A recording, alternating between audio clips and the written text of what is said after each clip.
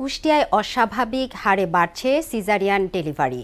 জেলায় প্রতি বছরে ৬০ থেকে ৭০% শিশুই সিজারিয়ান ডেলিভারির মাধ্যমে জন্মগ্রহণ করে।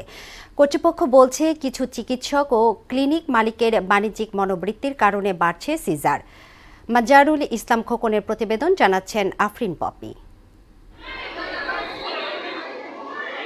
প্রসবকালীন জটিলতা ও নবজাতকের মৃত্যু রোধে করা হয় সিজারিয়ান অপারেশন। তবে কুষ্টিয়ায় বেসরকারি হাসপাতাল ও ক্লিনিকগুলোতে প্রসবকালীন জটিলতা ছাড়াই বাড়ছে সিজারিয়ান অপারেশন।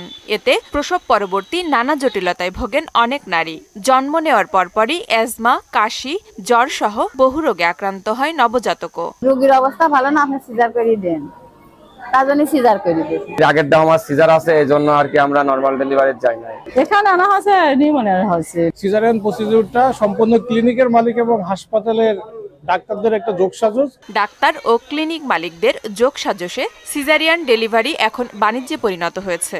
এ নিয়ে গর্ভবতী নারীদের কাউন্সিলিং করা গেলে সিজারিয়ান ডেলিভারির সংখ্যা কমে আসবে বলে মনে করেন এই চিকিৎসক।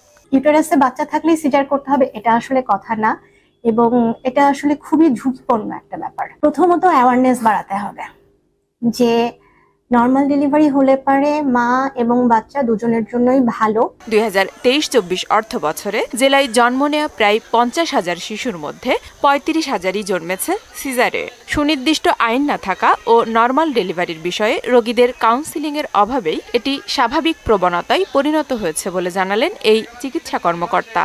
দেশীয় পেশেন্ট কেন যেন সিজারিয়ান সেকশনটা চেয়ে নিতে চায়, ওয়ান্টেড সিজার।